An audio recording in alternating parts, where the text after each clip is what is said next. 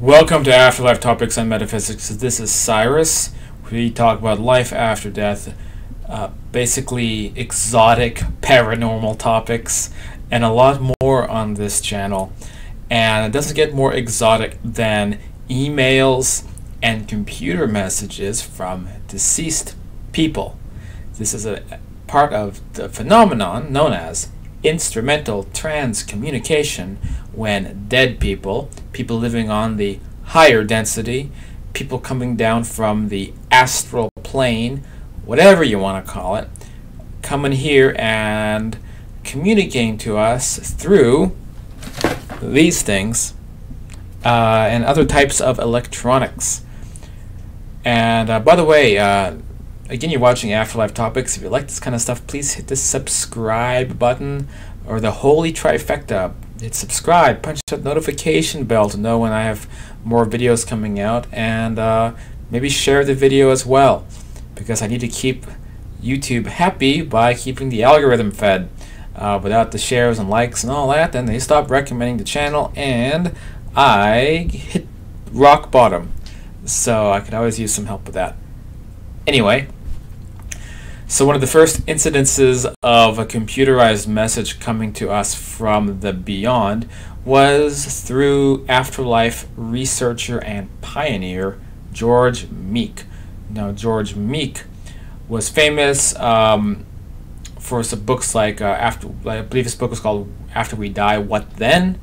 He was famous for doing out-of-body experience experiments that involved having photographs taken of himself using highly sensitive camera equipment in a special laboratory while he is out of body, and he was able to capture images of his astral body disconnected from his regular body, and a lot more, as well as work on the Spiricom device, where his technician, who was allegedly a medium, was able to hook up to it and talk to a deceased scientist on that side named Doc Mueller.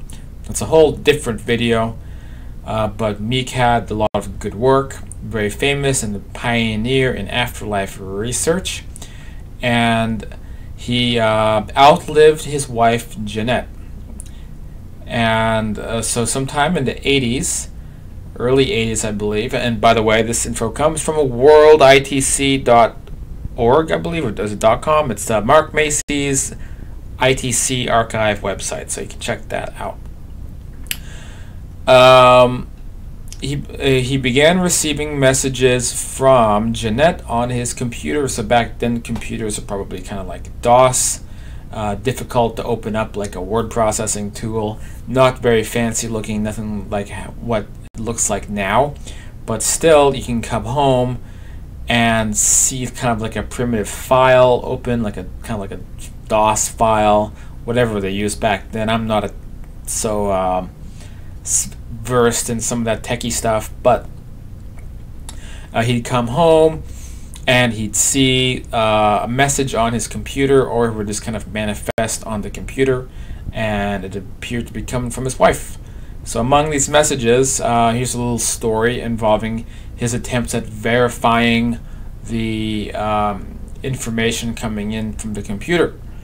So one incident in Jeanette's letter, George had to do with a house key that their tenant Debbie had lost, and the Meeks had to loan her a key. A second had to do with a box of research books that were sent to their colleague Anne Valentin in California, but somehow got lost in transit.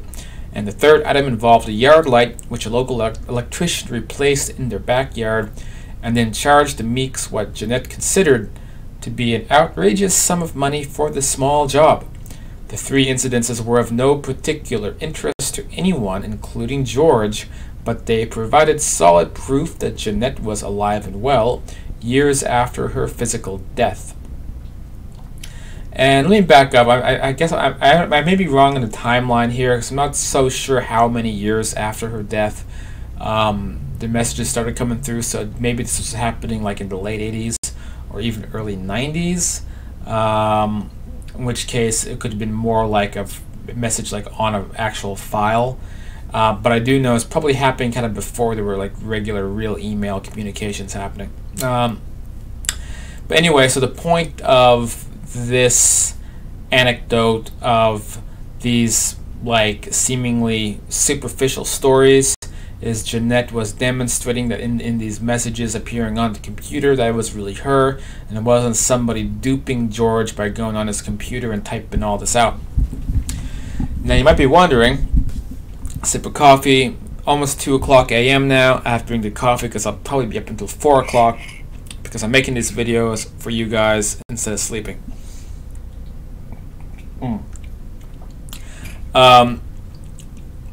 So the point is that Meek was able to verify that he wasn't being duped by somebody else coming into his home or anything like that.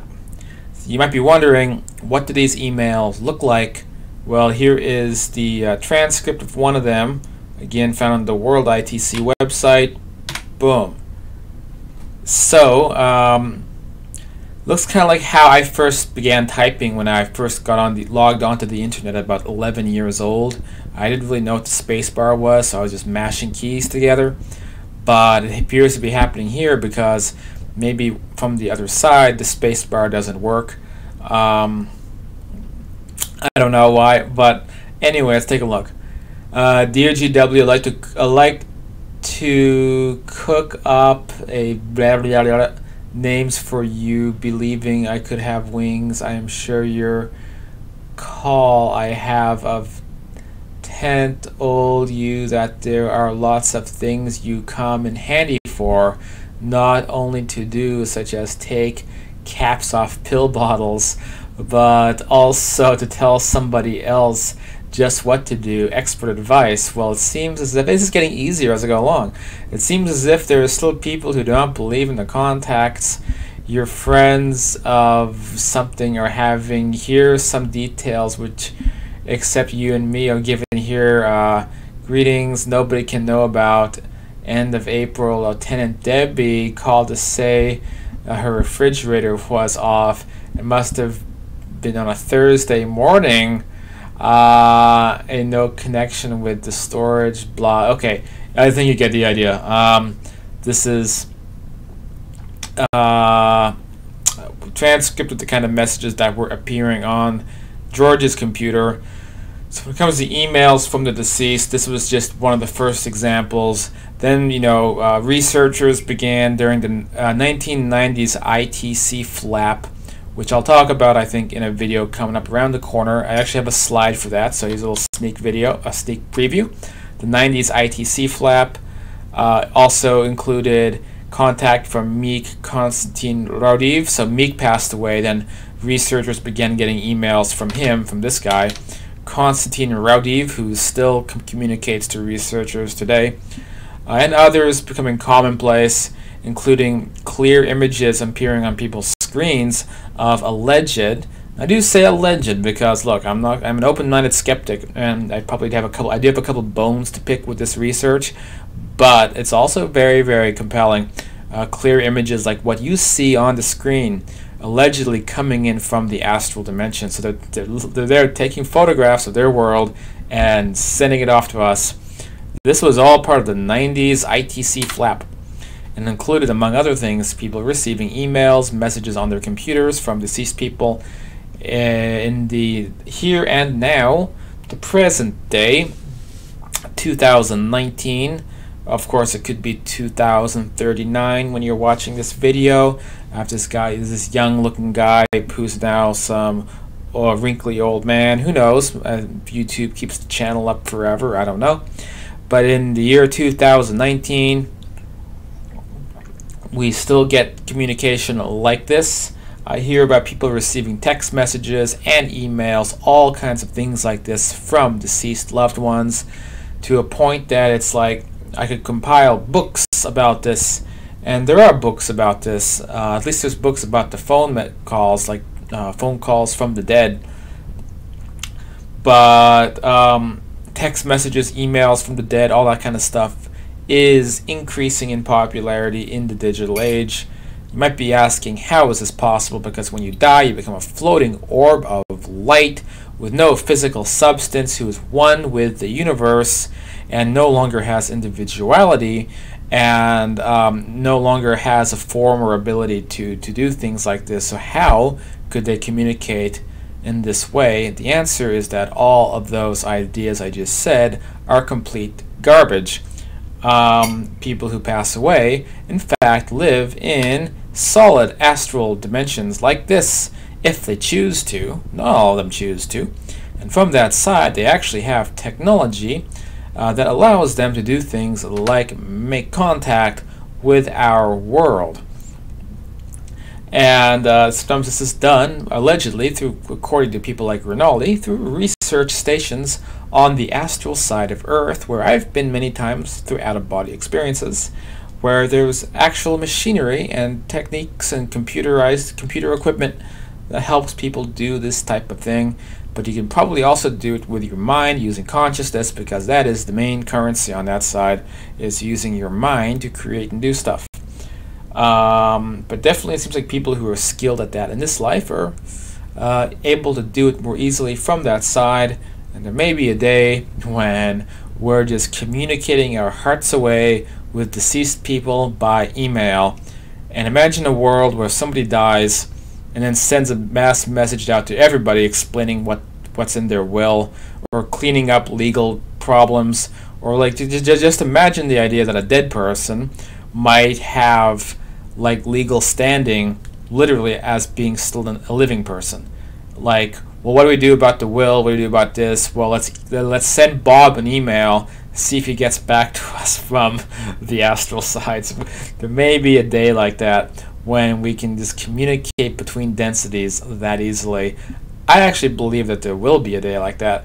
What's stopping us today is, I think, there's regulations in place on the astral dimension preventing that type of technology from reaching that point yet because of ethical reasons. And we can clear up those blockades if society as a whole comes to accept the information as real, and we can prove that we can handle it without us all killing each other or causing religious wars and things like that. So we have to prove to the higher density administration that we can handle this kind of stuff. And if we can do that, then we'll be in a world where somebody dies and then we can shoot them an email and ask how it all went. Sounds bizarre, sounds crazy, but that kind of stuff's already happened, allegedly. I always leave some room for doubt. Not here to proselytize, but when you add all the evidence up, pretty hard to dismiss it. But for other open-minded skeptics, you might be liking this channel. So if you want to get involved, then head to afterlifetopics.com. You can check out books like Understanding Life After Death, The Afterlife and Beyond. You could become a patron of this channel to help support my work by becoming a student. We meet twice a week and we have VIP discussions about big topics that we all come together and put our heads together about. And it's a lot of fun. It's $30 a month.